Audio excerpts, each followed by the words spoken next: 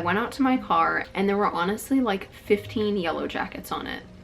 I had no idea why. My car was just like covered in yellow jackets, which is kind of terrifying because they're not the nicest insect. I'm not really allergic to them or anything, but I didn't want to be stung. Hey guys, welcome back to my channel. My name is Kara, and today's video is going to be 5 reasons why Asheville may not be for you. So the first reason would be cost of living. Now, of course, this is going to depend a lot on kind of your personal history and what you're used to. I know for me personally, let's take groceries for example. Groceries here aren't really any more expensive than other places that I've lived. Gas prices are actually cheaper here than I'm used to. And real estate, on the other hand, would be more expensive. So if you've seen some of my past videos, you'll know that I've talked about this a bunch of times, that rent prices as well as housing prices have gone up so much over the past year, and Asheville is no different. So prices here are definitely going up. But to give you guys an idea, maybe for a 2-bedroom, 2-bathroom apartment, you're probably looking at $1,300 a month or more. Of course, you can find, deals out there. They're gonna fly off the market if you do find them, but rent definitely has been going up. I mentioned in my last video that the average sale price around Asheville is right around $400,000, and the median sale price is right around $525,000 now. So prices are definitely going up. Definitely keep that in mind if you are considering moving here. Unless you're moving from someplace like New York or California or Colorado, unless you're moving from those places, Asheville will probably seem pretty expensive to you. So this brings me into point number 2, and that is the lack of good paying jobs. Now, historically, this has kind of been an issue around Asheville. People moving here and getting a job at, let's say, a restaurant or in some sort of tourism job, and the pay that that person is getting is not necessarily enough to cover their monthly expenses.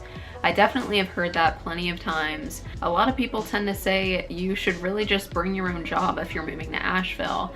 And for me personally, I did end up doing that. So as you probably know, I am a real estate broker here in Asheville, and I did end up bringing my own job. Of course, I had to start completely over with a totally new client base. Moving somewhere and not knowing anyone is definitely a little bit tough.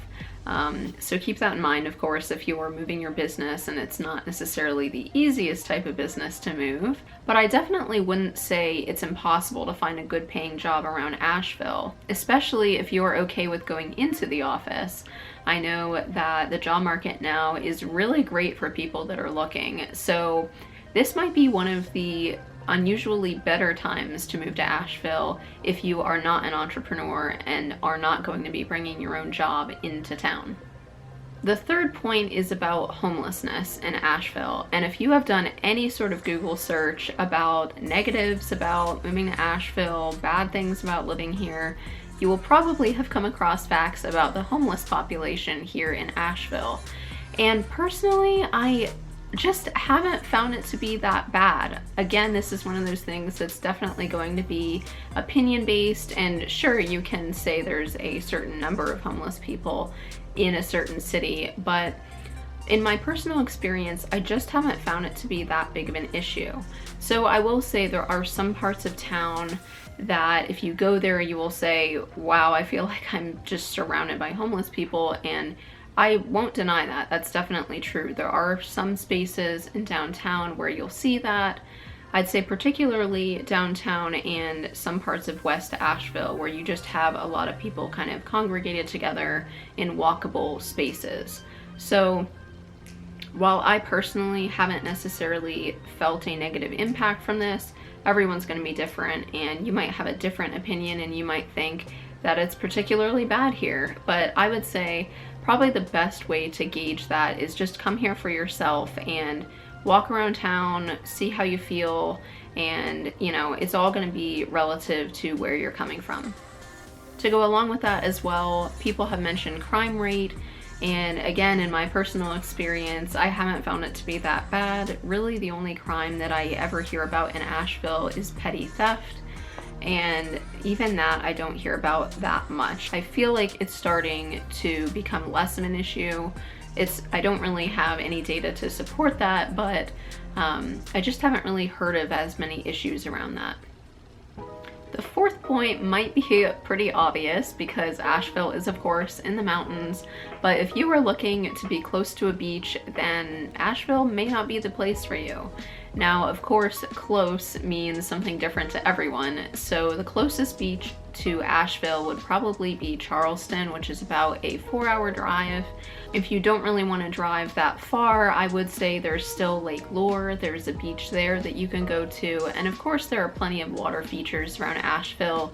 If you don't necessarily care about having a beach per se, there are waterfalls, rivers, streams, lakes, pretty much any other sort of body of water other than the ocean in Asheville. But of course, if you're going to be looking for something that's like an hour or 2 hours max to the beach, then Asheville will not really be what you're looking for.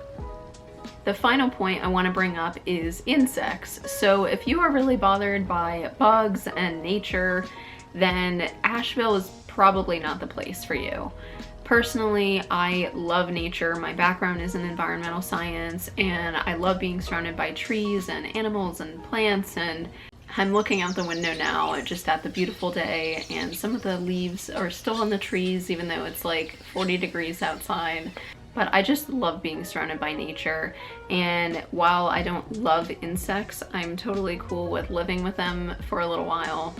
What? That makes no sense.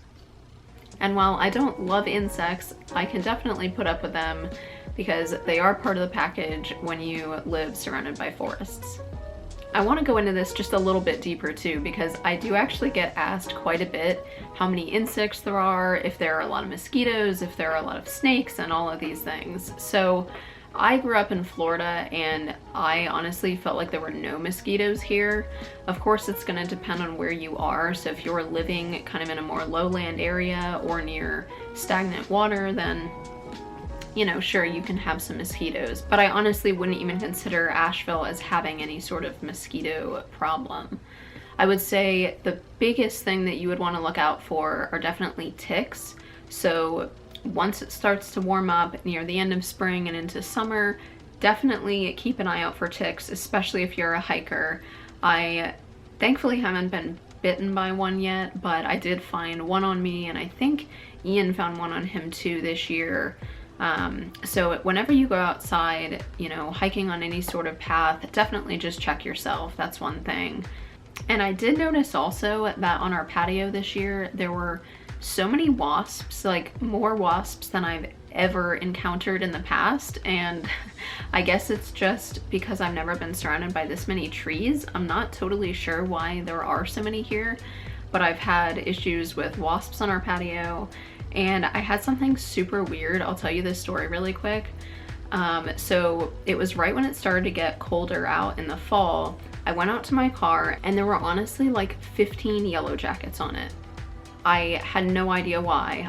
My car was just like covered in yellow jackets, which is kind of terrifying because they're not the nicest insect. I'm not really allergic to them or anything, but I didn't want to be stung. So I kind of crawled in my passenger side and crawled over to the driver's side and drove away.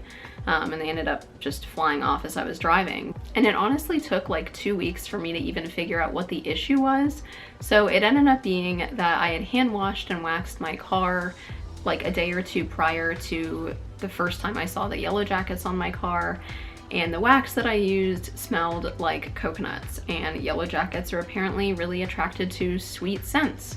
So I took my car through the car wash to get any lingering wax smell off, and they completely went away. So that's a little tip for you. If you end up going out to your car and finding 20 yellow jackets on it, go take your car through the car wash and you should be good. But anyways, I'm kind of rambling at this point, so I will probably just wrap up the video here. I really do hope that this was helpful in some way. Oh, one other thing I did want to mention as well, kind of like a sixth thing, I guess, would be that if you don't like the cold at all, like if you don't want any snow or any ice, then Asheville probably wouldn't be great. We don't get a lot, we really don't, but we do get some. So if you're looking for a place that truly has no winter, Asheville's not really that place. Alright, well that's it for today's video, guys. I really hope that you enjoyed it and kind of enjoyed my little story time in there. I like to kind of keep things casual sometimes as opposed to just like serious sit-down videos, because I want to just connect with you guys a little bit more. So I hope that you liked it. If you did, definitely consider hitting the like button. Leave me a comment, let me know what kind of videos you want to see in the future. Oh, and also, I haven't mentioned this in my recent videos, but if you do want a copy of my free home buyer guide, definitely reach out to me. I'll leave my contact info down below as well as at the end of this video. And also, if you're looking for a free comparative market analysis on your home, I am more than happy to provide that to you as well. So that is everything for today. I really hope that you liked it. Don't forget to subscribe and share with your family and friends, and I will see you guys very soon in the next one.